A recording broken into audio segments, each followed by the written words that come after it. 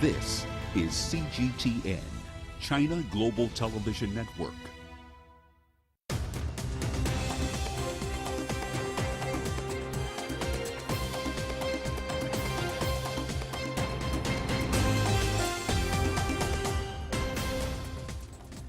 Hello and welcome to China Global Television Network. This is The World Today.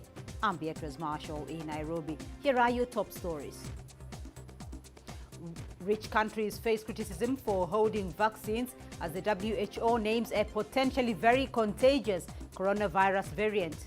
Tensions begin easing in the Solomon Islands as police investigate 3 deaths linked to days of rioting.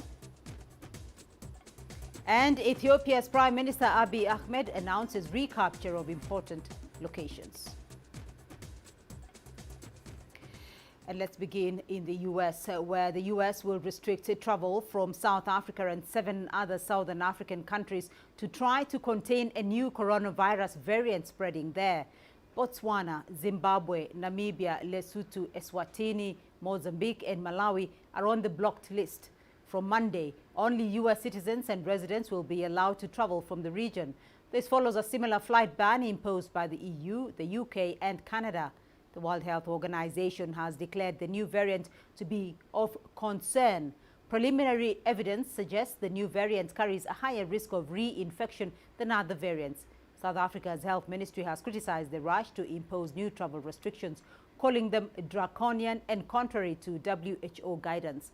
In a statement, U.S. President Joe Biden called the move a precautionary measure taken until more is known about the variant.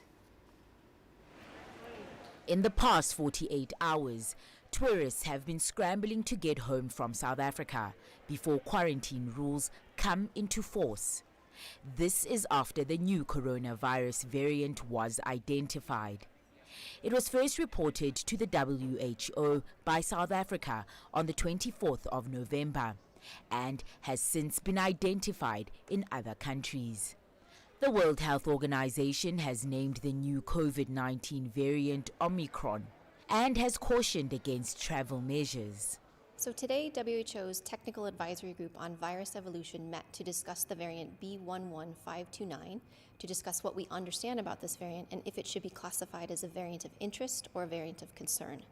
Based upon the information that we have, particularly from South Africa, they have advised WHO that this variant should be classified as a variant of concern. So today we are announcing B11529 as a variant of concern. The new variant may spread more quickly than other forms. So Omicron, B11529, is named as a variant of concern because it has some concerning properties. This variant has a large number of mutations, and some of these mutations have some worrying characteristics. Right now, there are many studies that are underway. There's a lot of work that is ongoing in South Africa and in other countries to better characterize the variant itself in terms of transmissibility, in terms of severity, and any impact on our countermeasures like the use of diagnostics, therapeutics, or vaccines. The WHO's Technical Advisory Group for Virus Evolution will be meeting regularly about the virus. They say it will take up to 2 weeks for more studies to be undertaken and to get more information about the variant. Current PCR tests continue to successfully detect the variant. Epidemiologists have called for a global response to the new COVID-19 variant. When we deal with the coronavirus and with a new variant, it becomes critically important for us to deal with it globally. Why am I saying that? I'm saying it because when we had the Delta variant, within 3 weeks, 53 countries had already the Delta variant. So these variants, from the time you identify them, they spread quite rapidly. So it doesn't really help to close borders, to shun the rest of the world. We have to work together. We've got to find solutions to this variant together. And part of that is not to overreact and not to shut yourself out from dealing with this problem. Now, I can understand the panic reaction that the UK has taken. I don't think it's justified. The WHO says individuals can lower their exposure to the new variant by social distancing, wearing masks, practicing good hygiene, avoiding crowds and getting vaccinated. Noktula Shabalala, CGTN.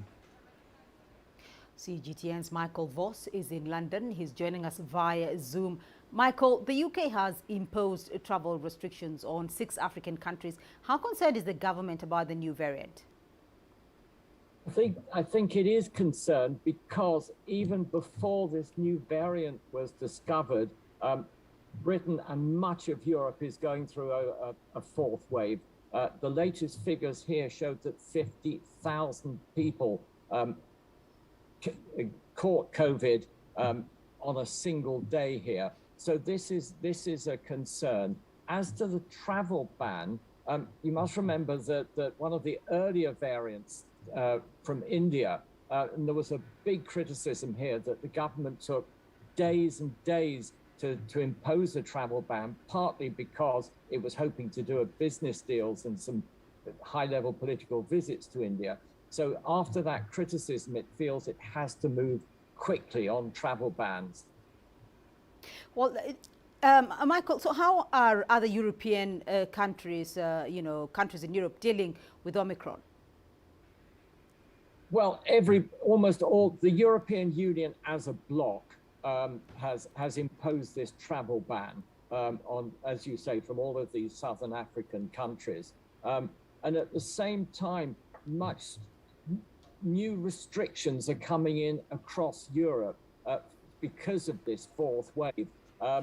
Portugal, Belgium, Spain and Holland are all putting new restrictions in. The Dutch, for example, are saying that as of today, as of Sunday, there will be an overnight lockdown. All shops and restaurants and bars and non-essential things will have to close from 5 in the evening until 5 in the morning.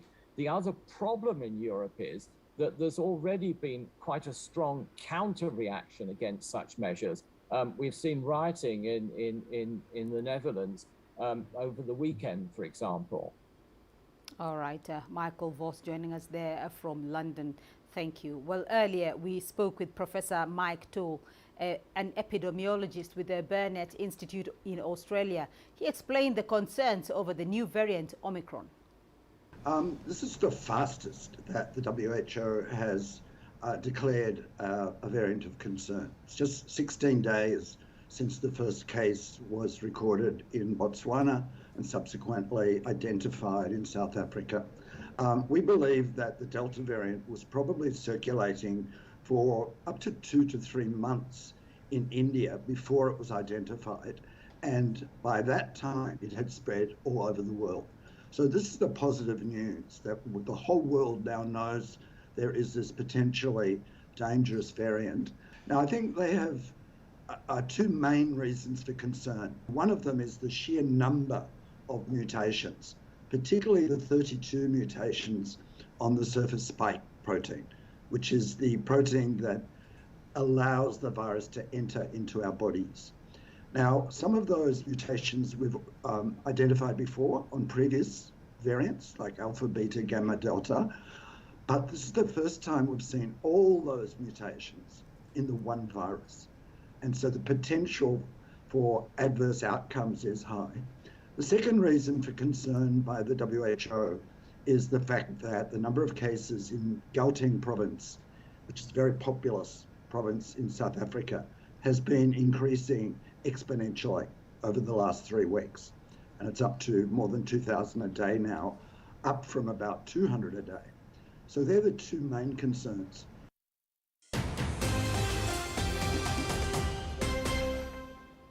And now to the Solomon Islands. Police have found 3 bodies burnt in a building in the capital Honiara after days of unrest. More than 100 arrests were made in widespread violence that followed protests this week. Reports say the bodies were discovered in a store in Chinatown late on Friday. Initial police findings showed the victims were not Chinese. Australia has sent security forces at the request of the Solomon Islands. Earlier, we spoke to our correspondent Greg Navarro in Sydney.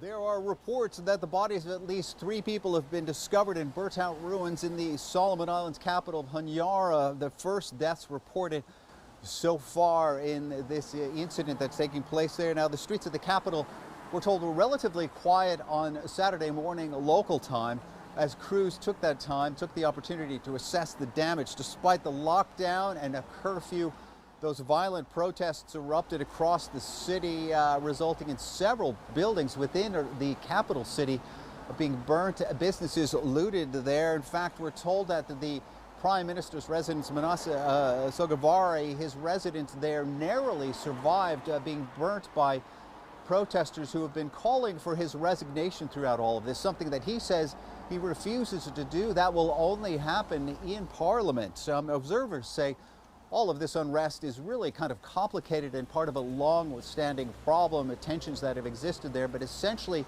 a segment of the population, those protesters, feel as though they're being ignored.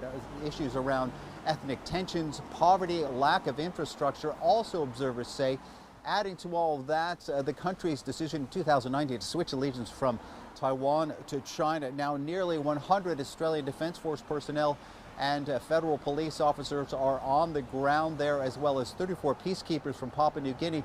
Those Australian forces, according to Prime Minister Scott Morrison here in Australia, are only there in roles as peacekeepers to assist with stability and security. They are not, as he said, there to get involved in any of the internal tensions that are taking place. He said that their deployment will last for weeks, a sign perhaps that these tensions that are existing are not going away anytime soon. Greg Navarro, CGTN, Sydney. And that is it for this edition of The World Today. Our correspondents Gerum Chala in Addis Ababa and Naba Mohideen in Khartoum will be bringing us the latest from Addis Ababa and Khartoum on our Africa Live segment. Stay with us.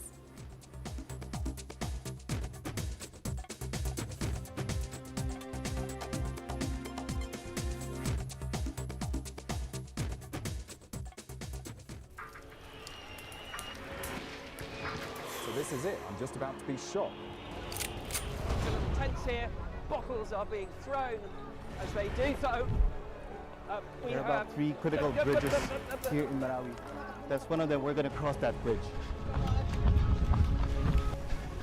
As you can see behind me, police forces who are replying with gas. Gas just came in. Tear gas, so it's all begun now. Divisions leading the charge into West Mosul have brought us here. Just got to be careful here with some gunshots.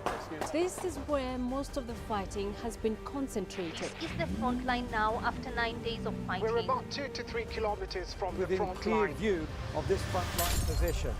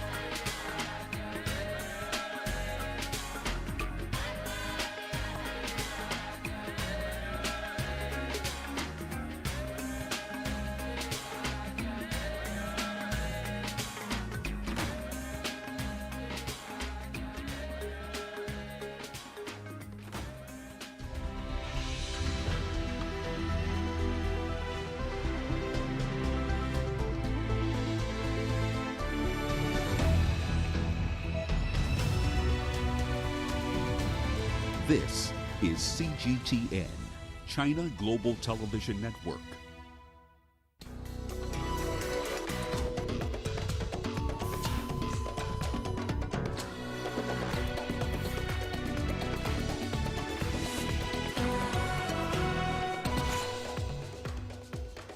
Rich countries face criticism for hoarding vaccines as the WHO names a potentially very contagious coronavirus variant. Blinken calls for speedy negotiations over Ethiopia's military escalation. And several Sudanese politicians are released from detention less than a day after beginning a hunger strike. Welcome to Africa Live on CGTN with me, Beatrice Marshall, in Nairobi. Also coming up on the program. In business news, Zimbabwe's finance minister forecasts the country's economy will grow by 5.5% in 2022.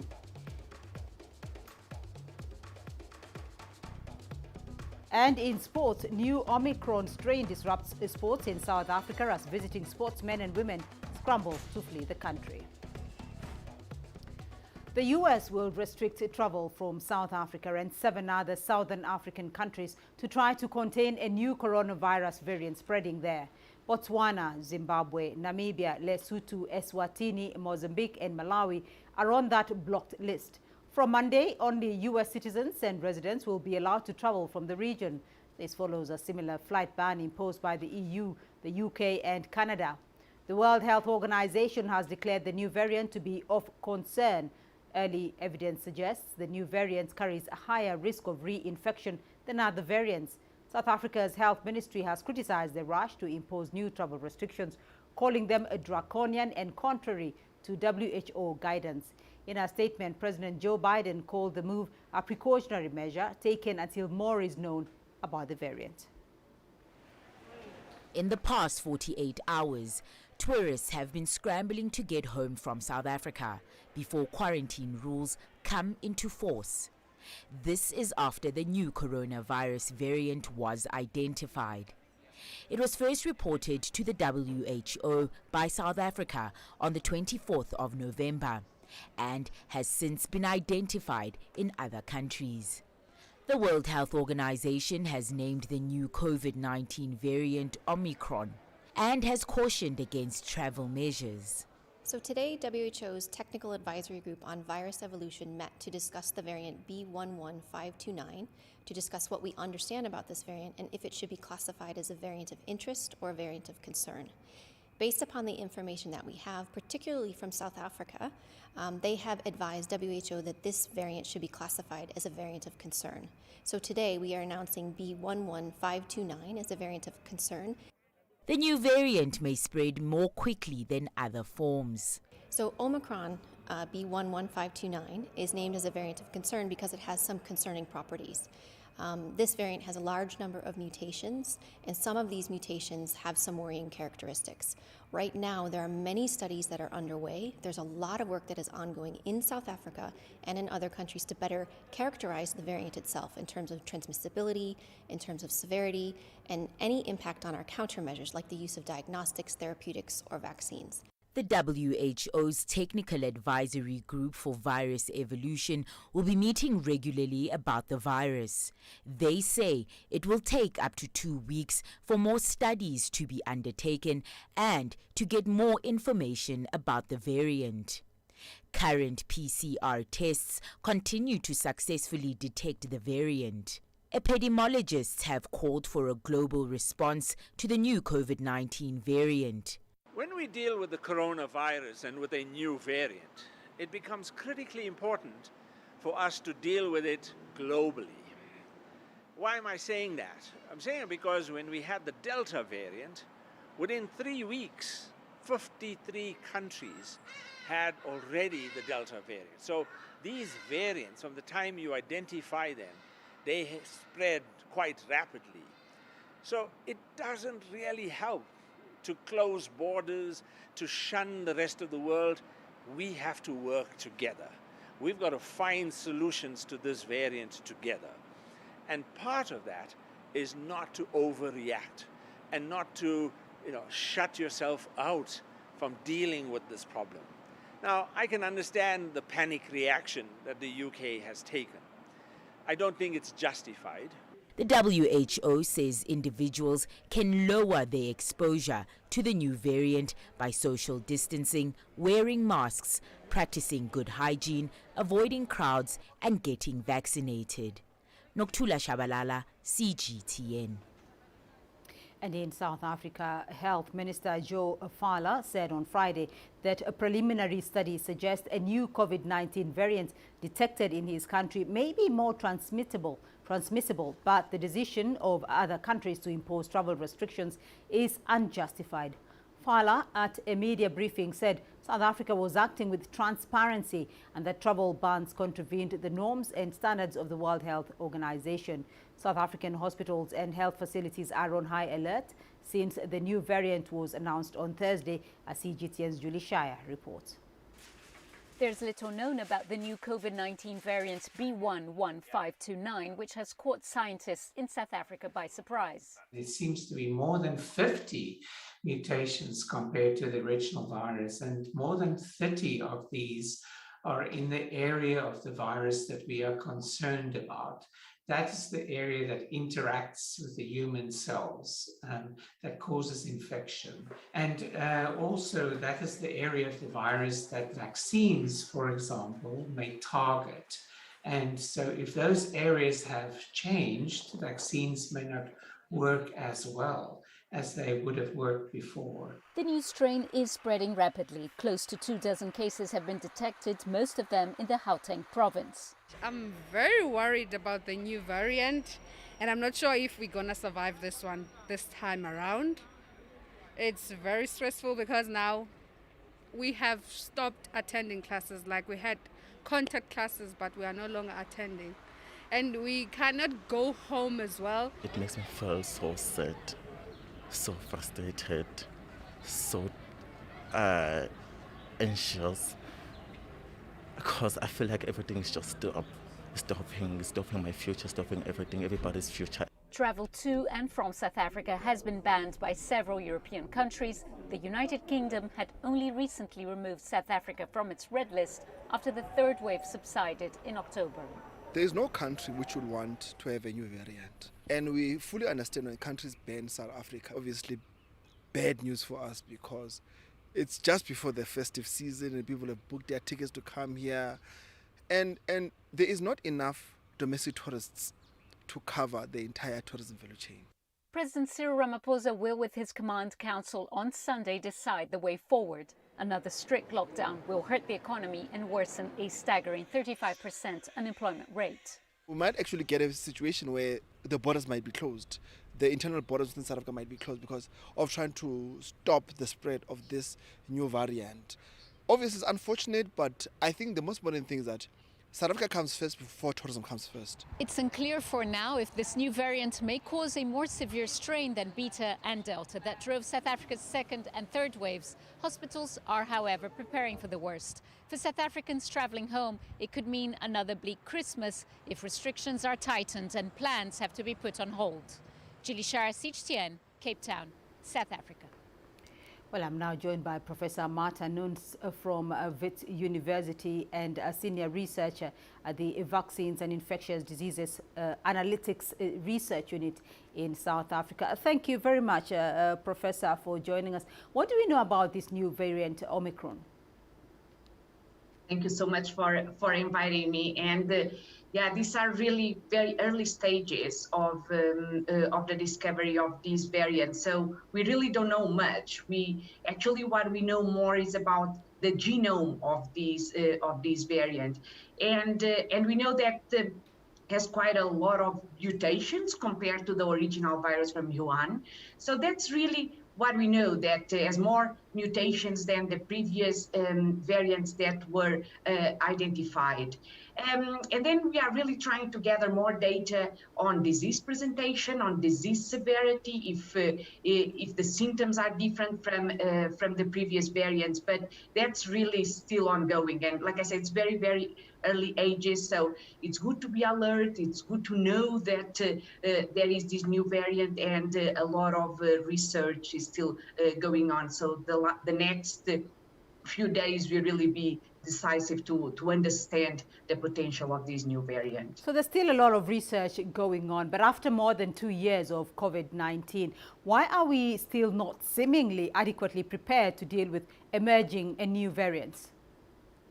Well, I think it's on the contrary. I think for us to detect such a variant in such a short time, that tells us that a lot has been evolving, that now we detected this variant in a few days since has been circulating. So I think it's really a lot of progress from the last 2 years. I think people does feel probably frustrated that we are still seeing new variants arising and the virus is still circulating, but we are really still learning we are learning a lot from this virus. But I think the way that this new variant was identified and and all the world came to know this new variant was again in record time. So I think this does tell us that the surveillance that's going on in the different countries, including South Africa, it is working.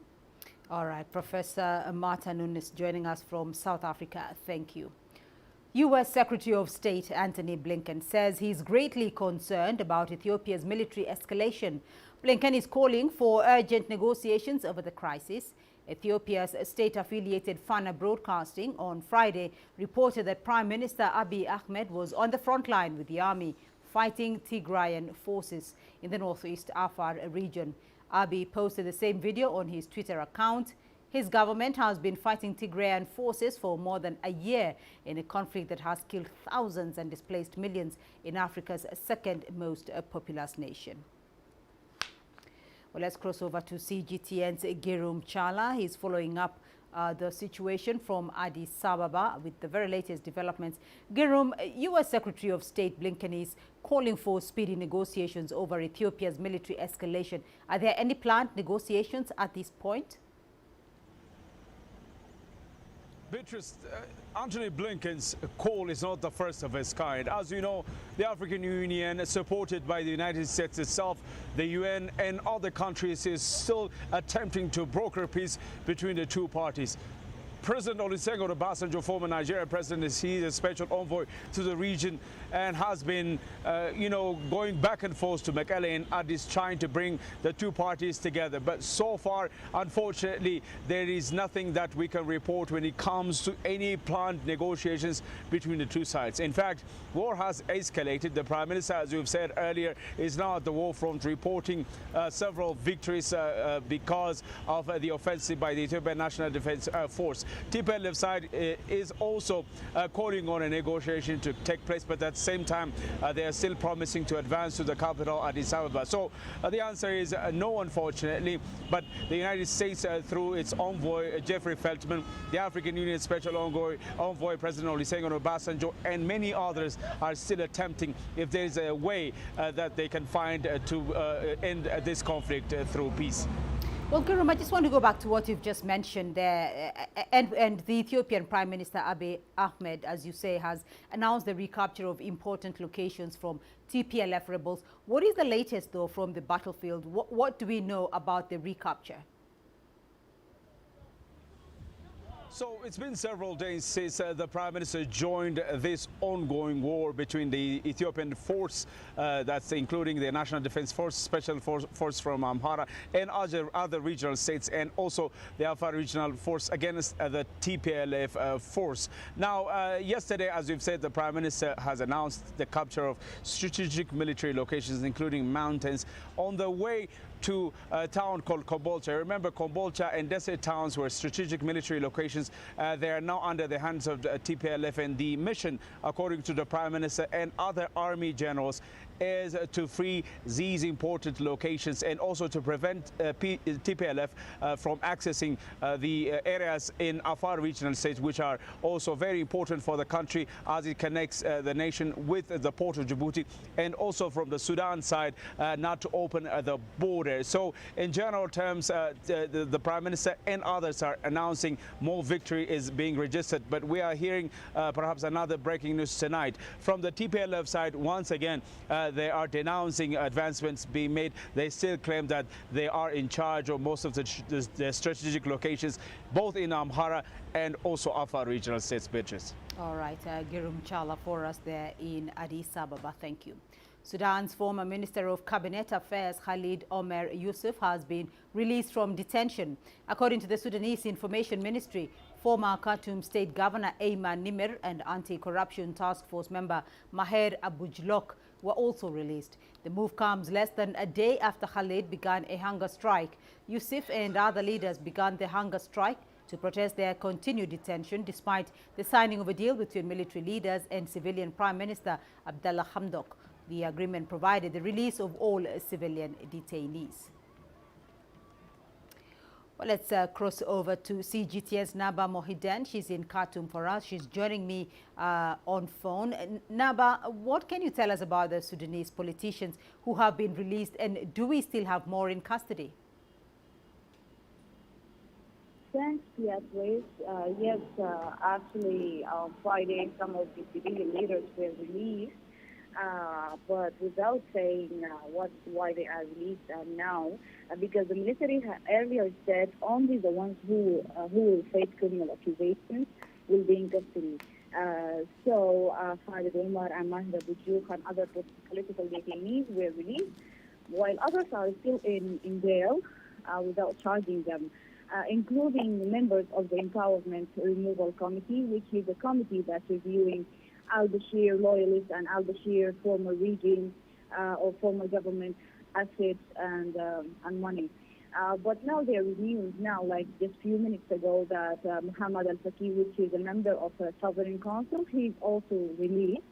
And we are expecting that by the end of the day, all of the political detainees will be released, because the Prime Minister Abdullah Hamdok assured that this is one of the main conditions due to the political pact signed between the military and Abdullah Hamdok. Naba Mohideen joining us there from Khartoum. Thank you. You're watching Africa Live. Still ahead on the program. Forum on China-Africa cooperation set to begin in Dakar, Senegal from Monday. And South Africa's Cape Town working to promote recycling to alleviate pressure on landfill sites.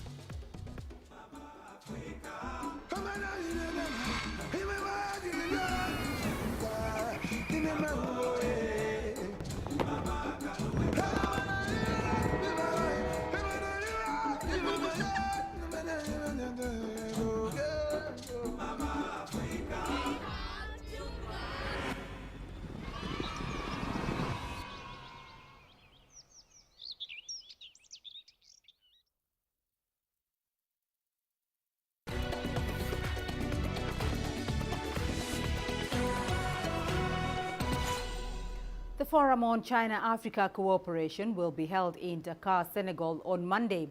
According to Lawrence Freeman, a renowned political analyst for Africa, the COVID-19 pandemic slowed things down, but the progress made by China in developing African countries is immense.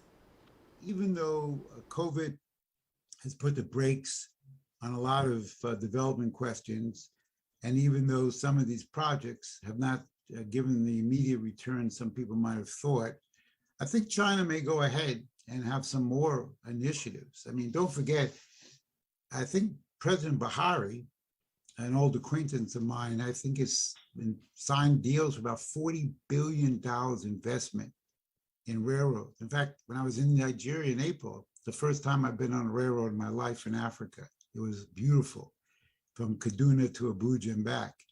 I think Buhari is very much organized around the idea of more energy development. He made very strong statements at COP26, ridiculing the West for denying African countries the right to build their energy. President Museveni made similar comments. And I think that we may see some good, I'm hoping that we see more positive infrastructure development plans coming out of this FOCAT meeting in Senegal. For more on the Forum on China-Africa Cooperation Forum, I'm joined by Dr. David Monyae, co-director, University of Johannesburg, Confucius Institute and the Center for Africa-China Studies. Dr. Monyae, thank you very much for joining us. What role is China playing in Africa's media landscape? China is playing a critical role. I think what we have seen has been a gradual growth of China's media activities on the African continent. I think this has to do with the increase in trade, in diplomatic relation, and people-to-people relation. And this is growing on a year-to-year basis.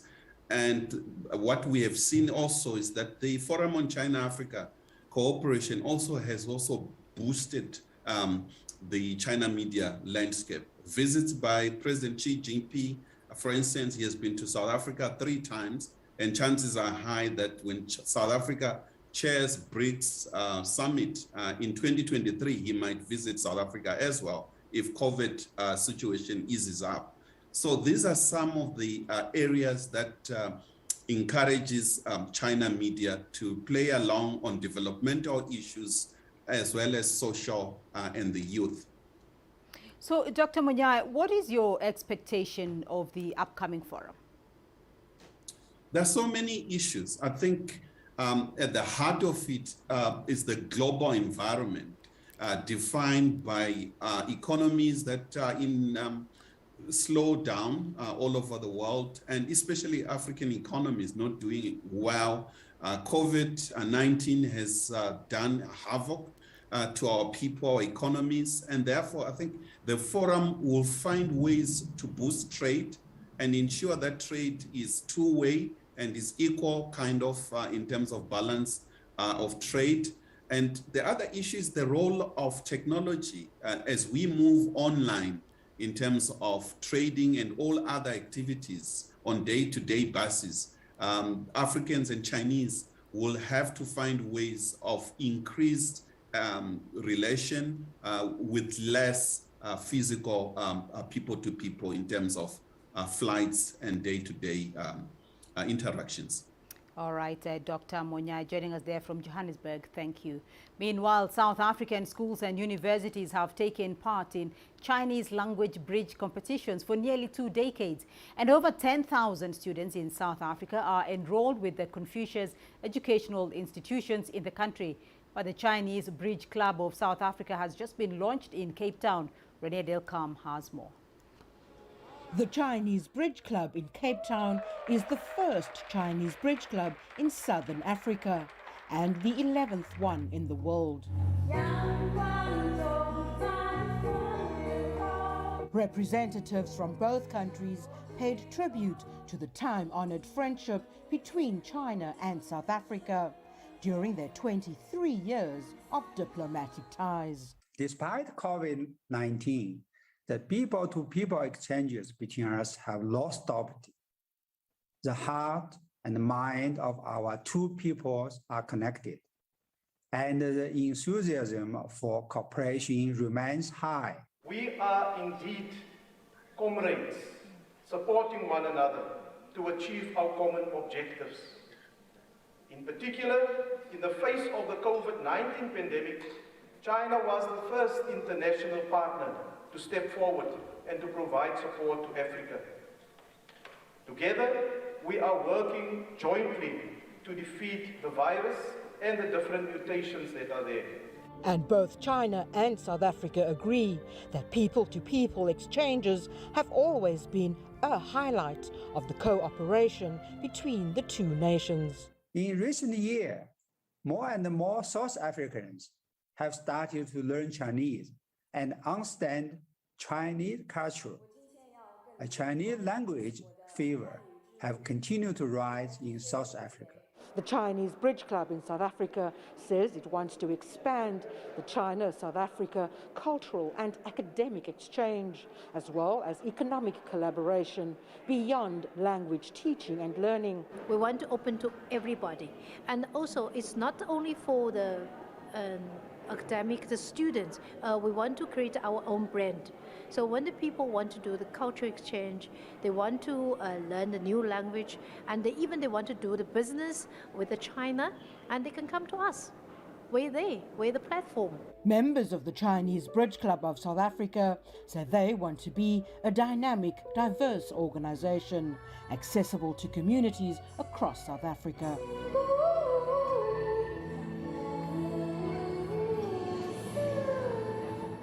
Renard Al-Kham, CGTN, Cape Town, South Africa. Mali's transitional president Assimi Goïta has officially received 4 Russian helicopters. The aircraft were bought for $62.4 million with state funds. The 4 helicopters, as well as weapons and ammunition, were delivered to Mali from Russia. The delivery came at a moment of tense relations between Mali and its key military partner, France, over reports that Bamako could recruit Russian mercenaries to help it fight an insurgency in the country. This as Paris reshapes its 5,000-strong counter-terrorism mission in the country. The purchase of these helicopters, the spare parts as well as the navigation courses were entirely financed by the national budget. These are new machines bought from the Russian state company in charge of the export of war material. The contract was signed in December 2020 for a total of $62.4 million. And we return to South Africa, where efforts to ease pressure on the city of Cape Town's landfill sites are continuing through a move to support recycling organizations. While around 70% of what is found inside refuse bins is said to be recyclable, only 10% of that is actually recycled. However, in an effort to boost this figure, a scheme has been set up through which residents are able to earn rewards for their recycling efforts. CGTN's Travis Andrews reports. Every year, the city of Cape Town disposes of more than 1.6 million tons of solid municipal waste at one of its many landfill sites. It is a growing problem, but companies such as Regina see it as an opportunity instead. They provide free recycling services to lower and middle income communities, and they have found a unique way to attract customers. We use technology in a number of ways. Initially, when we started the business, we saw an opportunity where we could provide a more customer-centric service. That is, providing a service where customers sign up via an online portal. Customers have their own profile, and by them recycling with us, they earn what we call Rimali. Rimali is a virtual currency that we developed in order to incentivize people to recycle more often. At one of its 3 decentralized hubs, the company can service more than 1,000 households, and their customers can use an app to earn their rewards. They collect 30 tons of recycled waste every month, and that figure is growing all the time. So there's quite a lot of dumping, which the government spends a lot of money on. What we provide is another solution that basically includes not just the local households, but waste pickers as well, who perform quite a lot of the government's recycling collection service. Job creation is a key component to recycling in the city, and employing waste collectors is a solution to the high unemployment levels. It is further down the recycling value chain that the heavy lifting of alleviating the pressure on Cape Town's landfill sites is also done, with companies that deal directly with industrial buyers. Sorting through waste for recyclables at their factory, Recycle First is one of the city's more established recyclers, and they go through over 60 tons of waste a month, which is a big help to the city. The City of Cape Town definitely encourages small recycling companies to continue doing what they're doing, to continue doing the small things to make a bigger impact on the landfill. They help us with our accreditations, they help us with understanding who to go to and keeping compliance things compliant. And with a growing population, it seems the City of Cape Town will continue to count on recyclers to go from home to home and factory to factory to make sure their landfills don't become overburdened. Travis Andrews, CGTN, Cape Town. Well, let's now take a brief look at your business news. Here's what's ahead. Zimbabwe's finance minister forecasts the country's economy will grow by 5.5% in 2022. And Nigerian experts recommend slashing of public expenditure to plug the country's deficit.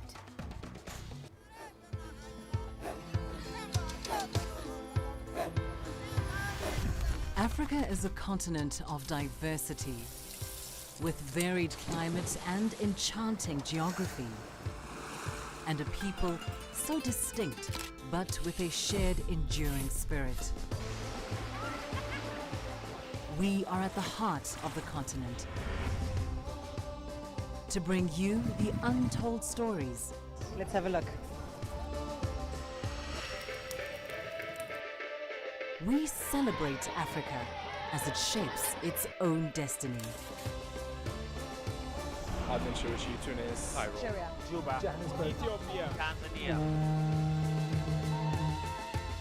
Africa Live. Find your voice.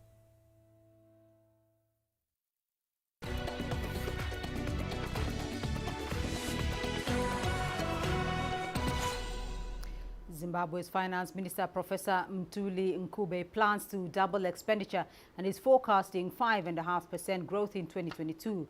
The projection was contained in the 2022 budget tabled to the country's parliament on Thursday. From Harare, here's Ephraim Wakutuya with the details.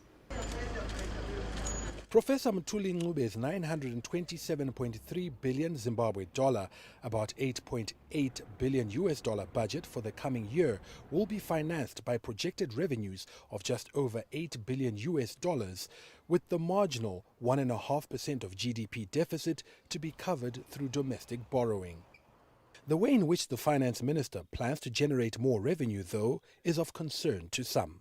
I think you can see how a number of measures had been put in place somehow to try to deal with the leakages and at the same time increasing the tax base. That alone can be a threat, especially if you look at the tax or the sinful tax on cigarettes or tobacco. It had been revised upwards to about $25 from $20, then pay 1,006, can we say. Then if you also look at the move on the cell phone business, where you hear there is a tax of about $50 which has to be paid prior to registration of a handset, for example. Such kind of a tax, in a certain way, is impacting on the poor more than the rich. The biggest allocations were to agriculture, as the government aims to build on last year's bumper harvest, education and health. Treasury reiterated the economy will grow by 7.8% this year, but acknowledges there are pressures that could militate against the attainment of 2022 targets. I think there are a number of downside risks. First and foremost, we are seeing runaway government expenditure. I think there's been a huge increase in government expenditure, and also the financing of that through domestic borrowing, through the creation of money is resulted in instability within the macroeconomy. We are seeing inflationary pressures. They are being generated. Inflation has actually been going up for the past 2 months. The inflation threat, as well as the exchange rate volatility, will somehow render the budget a bit ineffective. Within the second half of 2022, I think you'll see either a need for a surplus or a supplementary budget, can we call it, or the minister then has to put up with it to say, look, any funding activities which will happen outside the budget. Professor Ncube says the government will issue US dollar-denominated government bonds up to $100 million US, which will raise funds for infrastructure development that is seen as key to engendering international confidence and attracting investment. Farai Mwakutuya, CGTN, Harare, Zimbabwe. Authorities in Nigeria are decrying the country's low revenue to GDP ratio, which they say is among the lowest in Africa. Analysts have recommended that the government slashes public expenditure amid increased debt to plug the deficit. But as CGTN's Kelechi Emekalam tells us, officials from Nigeria's budget office say curbing spending is not a viable option. Data from Nigeria's budget office show that the revenue to GDP ratio is at 9%, while the expenditure to GDP ratio hovers around 14%, one of the lowest in Africa. Meanwhile, global ratio is at an average 30%, but expenditure to GDP ratio recorded significant growth in 2021. Expenditure is one of the ingredients that determines the GDP of a country. It's one of the ingredients in the formula that is used to compute the GDP. Government expenditure has been high, and I think that is why our GDP is on the positive. That is why we are able to come out of recession 2 times. There's nothing bad when government spend more. you spend to create, to increase the tempo of economic activities in the country, you spend to create employment, you spend to enhance businesses and to promote international trade or foreign trade as the case may be. But the situation in Nigeria is not such. There's a 5% gap on revenue to GDP ratio, which is being funded by borrowing. Economic watchers say imbalance in the tax and public expenditure as well as corruption are among factors driving the gap. The government have not looked at how to fight against kickbacks in contracts, in so many dealings. And that's made the cost of contract, the cost of things, price of things have gone up. That's another form of corruption. If you look at even the 2022 budget that is being presented now to the National Assembly, the expenditure, the recurrent expenditure is still higher than the capital expenditure. A nation that is not generating enough revenue and then is spending this significantly, the question we ask is, where is it getting the money to spend? Debt.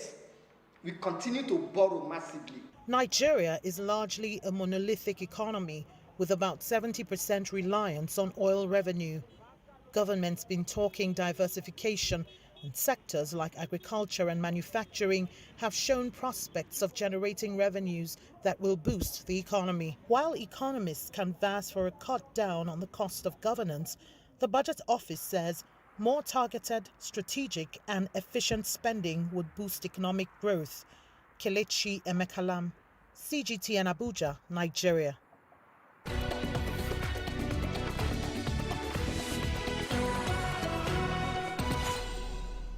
And in your sports news, the COVID-19 Omicron variant has wreaked havoc to sports in South Africa following a travel ban imposed to contain the new strain of the disease. This has forced visiting sports persons to scramble for flights out of South Africa to avoid infection and quarantine measures in their countries. CGTN CS Du Plessis has more.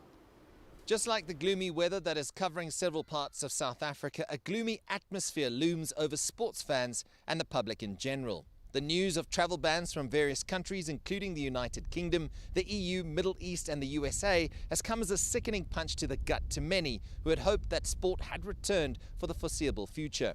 However, as soon as the shock subsided, it was replaced with panic as sports teams, athletes and administrators scrambled for flights back to their respective countries. Rugby teams involved in the United Rugby Championship boarded flights back to the UK and Italy, leaving the South African outfits involved set to be without action for at least 2 months as a result. At the same time, 18 golfers meant to play in the Joburg Open withdrew and headed to the airport. The SA Open has been moved to another venue, while other tournaments have been cancelled altogether. The one-day international series between South Africa and the Netherlands is in jeopardy and could well be called off later today. The Junior Women's Hockey World Cup, set for Potchefstroom next month, has already been postponed, along with the Cape Town World 7 Series event for the second year running. It's not good news for sport in the country at a time when limited fans were allowed at stadia and there was a sense that some sort of normality had returned. Unfortunately, that feeling has been short-lived and the gloom has returned as the global pandemic throws sport into turmoil once again and reminds us that the fight to bring the coronavirus to an end is far from over. CS Du Plessis, CGTN, Johannesburg, South Africa.